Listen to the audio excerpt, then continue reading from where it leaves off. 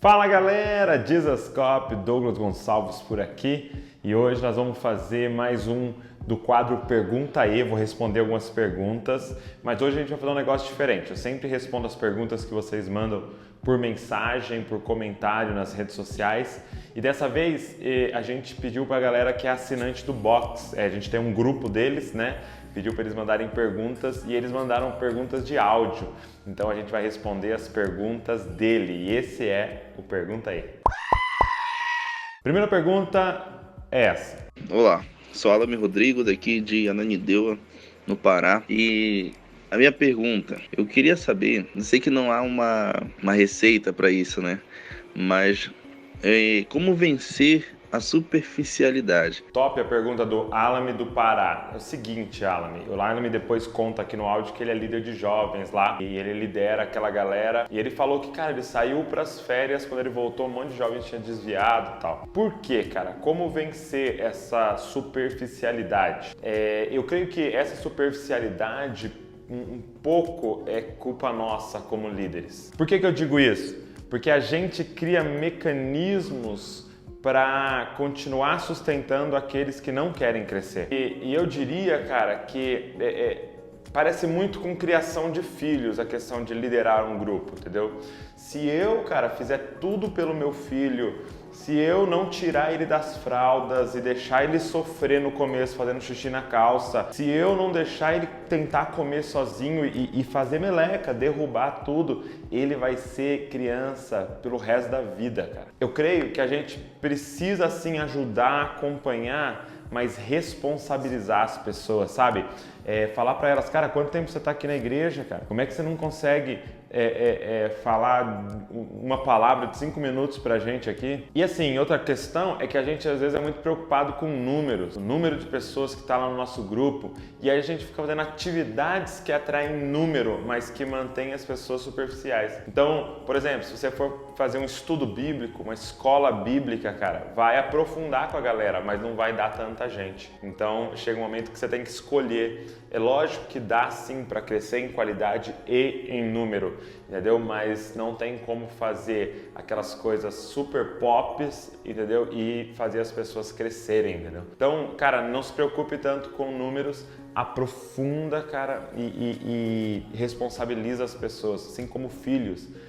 Começa a dar responsabilidade para as pessoas, eu tenho certeza que elas vão crescer. Segunda pergunta é essa aqui. Meu nome é Vitor. Minha pergunta é: como surgiu a ideia de trabalhar com o Box Dizascope? Valeu, Vitor, pela pergunta. Para você que não sabe, deixa eu só dar um contexto. A gente tem um box de assinatura. Essa galera que está falando aqui é desse box. Eles assinam e todo mês eles recebem um livro diferente em casa, um lançamento.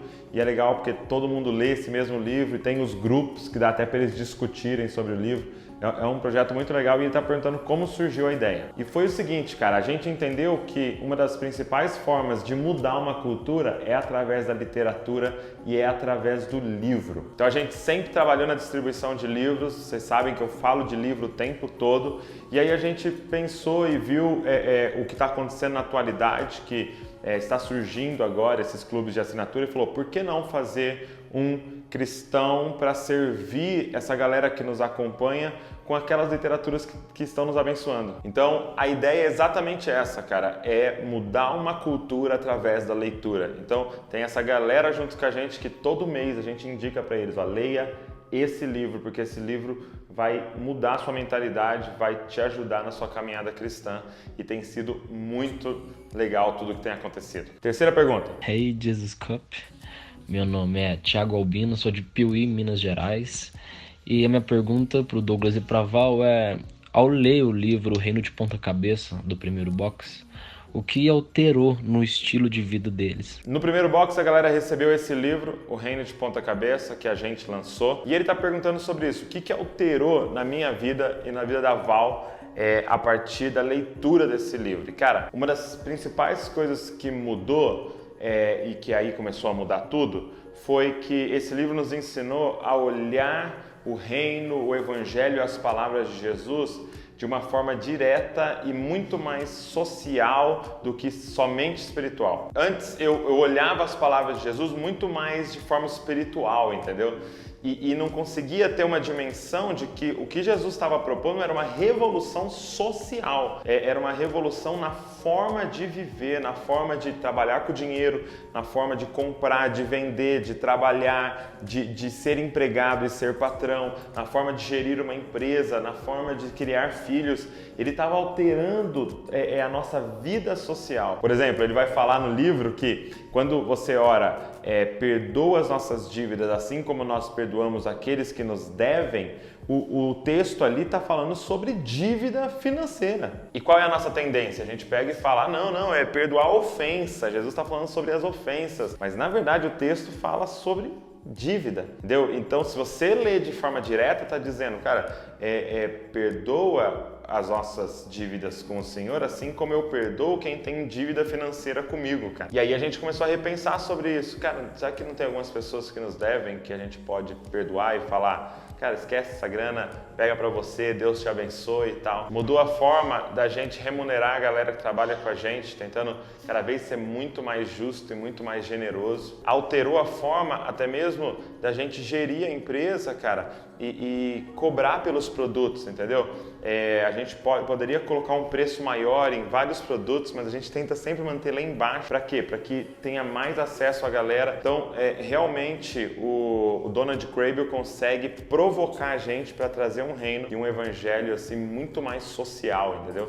Do que simplesmente algo que acontece dentro de você. Pergunta de número 4. Em que área da igreja e da teologia tu tem procurado te aprimorar mais? Algo assim que tu precisa melhorar nessa parte, aprender mais sobre isso? Quem mandou essa pergunta foi o William, do Rio Grande do Sul.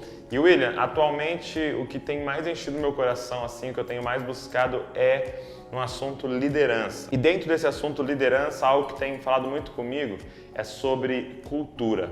Como estabelecer uma cultura do reino no lugar onde você está, como plantar uma cultura dentro das pessoas e de forma que elas também reproduzam essa cultura para outros, como entender a cultura do reino de Deus e saber de que forma a gente poderia passar isso para frente. Então tenho estudado muito sobre isso, como liderar pessoas a partir de uma cultura.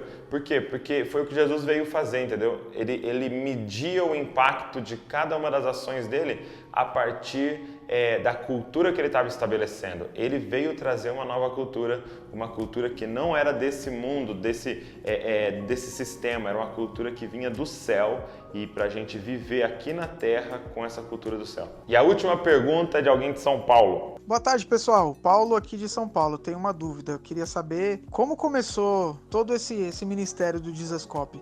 Desde, sei lá, da ideia e até quando vocês perceberam que realmente era um movimento grande e até chegar hoje. Como começou, por onde passou, se em algum momento vocês acharam que não daria certo, enfim, e como chegou até onde está hoje. Valeu, obrigado, tchau, tchau. Valeu, Paulo, pela pergunta, e é uma pergunta que a gente recebe com frequência. Paulo, o Jesuscope nasceu como um projeto para a igreja local. Eu e a Val estávamos orando, Deus colocou no nosso coração essa forma de comunicar o que significa ser cristão. Então, no início, a gente teve um culto Jesuscope, que a gente fazia uma vez por mês ou bimestralmente. Depois a gente começou a fazer um acampamento Jesuscope, até que a gente entendeu em Deus, até um profeta do Senhor falou pra gente, olha, eu sinto de Deus que você só vai entender o que é o Jesuscope quando você entender que não é somente para Bragança, mas é para a nação o Jesuscope. E a gente guardou aquela palavra e as coisas começaram a acontecer de forma muito natural.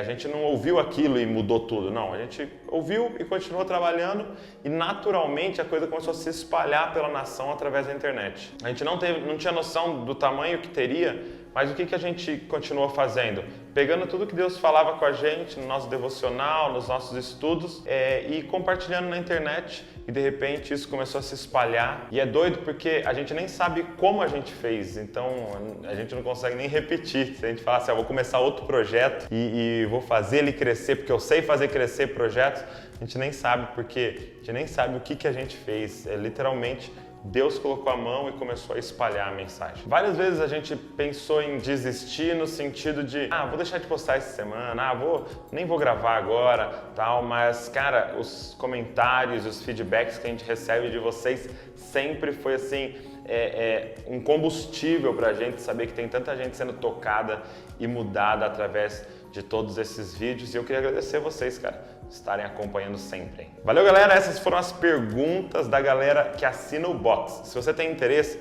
em também ser um assinante do Box, vou deixar o link para você conhecer aqui. Aproveita que as inscrições estão abertas para o Box, é apenas até segunda-feira que vai estar aberto para você receber o Box do mês que vem, com frete grátis. Todos os meses vai ser frete grátis. Eu vou deixar o link aqui para você conhecer mais. Deixe seu comentário aqui com perguntas para os próximos vídeos, vai ser pergunta dos comentários. Se inscreve no nosso canal e também curte esse vídeo que o YouTube libera muito mais. Deus abençoe você e não se esqueça, você é uma cópia de Jesus.